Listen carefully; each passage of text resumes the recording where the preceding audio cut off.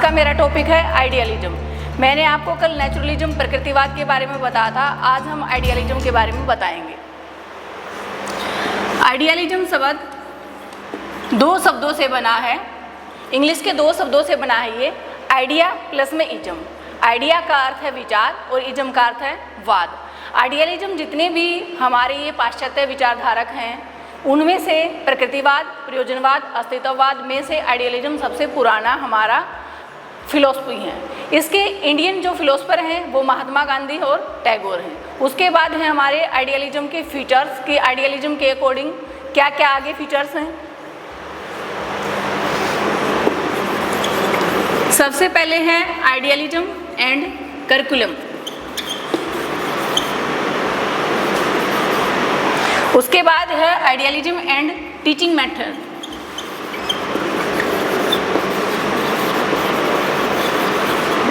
Teaching methods के बाद हमारा आ जाएगा टीचर।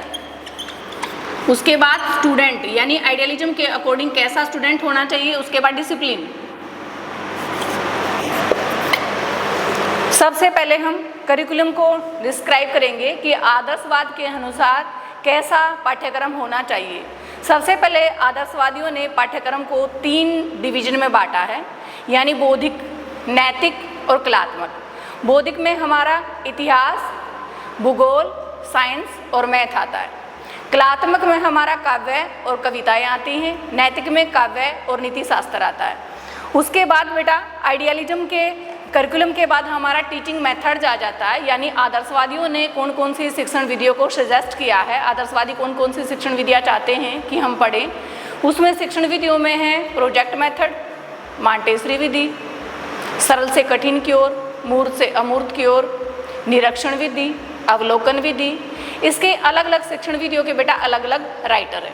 शिक्षण विधियों के बाद हम नेक्स्ट आ जाते हैं टीचर, यानी आदर्शवाद कैसा टीचर चाहते हैं, आदर्शवादियों ने कैसा टीचर हमारे लिए रिकमेंड किया है। प्रकृतिवाद हमारे लिए टीचर को बोलता है कि टीचर की ज़रूरत नहीं है, लेकिन आदर्शवादियों ने कहा है कि हमें एक रोल मॉडल के लिए, मार्गदर्शन के लिए टीचर चाहिए। उसमें एक पाश्चात्य विचारक हैं हमारे फ्रोबेल, डॉक्टर फ्रोबेल ने टीचर की तुलना माली से की है, स्कूल की तुलना उद्यान से की है और बच्चे की तुलना कोमल पौधे से की है। उन्होंने कहा है कि बच्चा पूर्ण नहीं है, वो पूर्णता की तरफ बढ़ रहा है। टीचर के मार्गदर्शन में उसकी पूर्णता वाक्य में सही हो सकती है। उन्होंने कहा है कि बगैर मालिक के, जैसे बगैर माली के स्कूल में जो पौधे हैं वो खरपतवार ही बनेंगे। अच्छे से उनमें यदि मिट्टी देनी है, पानी देना है, तो उसके लिए जैसे टीचर की रिक्वायरमेंट है वैसे ही माली की रिक्वायरमेंट है। टीचर के बाद स्टूडेंट आ जाता है कि आदर्शवादियों ने हमारे लिए कैसे स्टूडेंट को बताया कि कैसा स्टूडेंट होना चाहिए। देखो स्टूडेंट का आपको पता है बेटा, आप खुद स्टूडेंट हो, आपके अंदर कौन कौन सी क्वालिटी होनी चाहिए। स्टूडेंट के अंदर सबसे पहले है ज्ञान की प्यास होनी चाहिए, समय का पाबंद होना चाहिए, रेगुलर होना चाहिए, डिसिप्लिन होना चाहिए, ओबे करना चाहिए उसको टीचर का, अपने साथियों के साथ उसे निष्पक्ष रहना चाहिए, अपने साथियों के साथ उसे अपनी फीलिंग शेयर कर लेनी चाहिए, उसको कोऑपरेटिव होना चाहिए दूसरे बच्चों के साथ। स्टूडेंट के बाद हमारा आ जाता है डिसिप्लिन, यानी आदर्शवादियों ने क्या बताया है कि कैसा डिसिप्लिन होना चाहिए। सबसे पहले एक टाइम था कि डंडे के बल पर सारा काम करवाया जाता था। आदर्शवादी ऐसा डिसिप्लिन नहीं चाहते। प्रकृतिवाद में इसका डिसिप्लिन उल्टा है कि प्रकृतिवादी कहते हैं कि बच्चे को डिसिप्लिन की जरूरत ही नहीं है। हर्बर्ट स्पेंसर और रूसो हैं, उन्होंने तो कहा है कि बच्चे को डिसिप्लिन की बिल्कुल भी जरूरत नहीं है। यदि कोई बच्चा खिड़की तोड़ता है तो तोड़ने दीजिए, शीशे में उसका हाथ लग जाएगा, इंजरी हो जाएगी, खून बहेगा, वो नेक्स्ट टाइम नहीं करेगा। जबकि मेरे अकॉर्डिंग वो अप्रोप्रिएट नहीं है। यदि बच्चे को इंजरी हो ही गई तो वो क्या सीखेगा। आदर्शवादी कहते हैं कि अनुशासन होना चाहिए, लेकिन आत्म अनुशासन होना चाहिए, यानी आप एटमॉस्फेयर ऐसा दीजिए कि बच्चा सेल्फ डिसिप्लिन हो। अनुशासन की जरूरत है, लेकिन कठोर डिसिप्लिन से कभी भी बच्चे का सही डायरेक्शन में डिसिप्लिन नहीं होता है। उल्टा बच्चा दबके रह जाता है और वो आत्मानुभूति, आत्म अभिव्यक्ति नहीं कर पाता। उसके अंदर जो पॉजिटिव क्वालिटीज़ हैं वो दबी रह जाती हैं।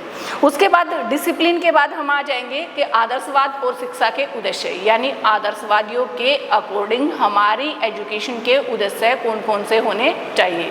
फर्स्ट है बेटा आत्मा अनुभूति, यानी हमारे अंदर है जो है उसको हम कैसे एक्सप्लेन कर पाते हैं। सेकंड है पवित्र जीवन की प्राप्ति। एक एजुकेशन के थ्रू ही हम एक बेस्ट लाइफ जी सकते हैं। पवित्र जीवन की प्राप्ति के बाद आ जाता है बेटा व्यक्तित्व का विकास। Development of the personality. एक ऐसा माना जाता है कि ये सभी इज्मों के अनुसार है बेटा, पर्सनैलिटी का डेवलपमेंट, प्रकृतिवाद भी आपको कहेगा वाक्य में हमारी एजुकेशन का उद्देश्य ही पर्सनैलिटी का डेवलपमेंट है। उसके बाद है जैसे सादा जीवन और उच्च विचार, कि हमें हमेशा सिंपल जीवन जीना चाहिए और हमारे जो विचार हैं वो ऊंचे होने चाहिए, यानी हम ऊंचा सोचेंगे तब कहीं जाके नीचे का हमें मिलेगा। उसके बाद है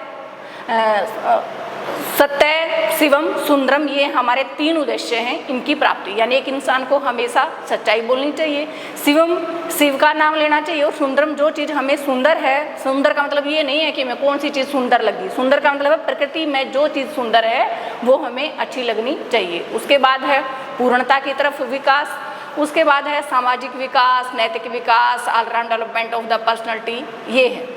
कल आपको प्रयोजनवाद याद करके लेके आना है। कल का हमारा टॉपिक, नेक्स्ट टॉपिक रहेगा प्रयोजनवाद।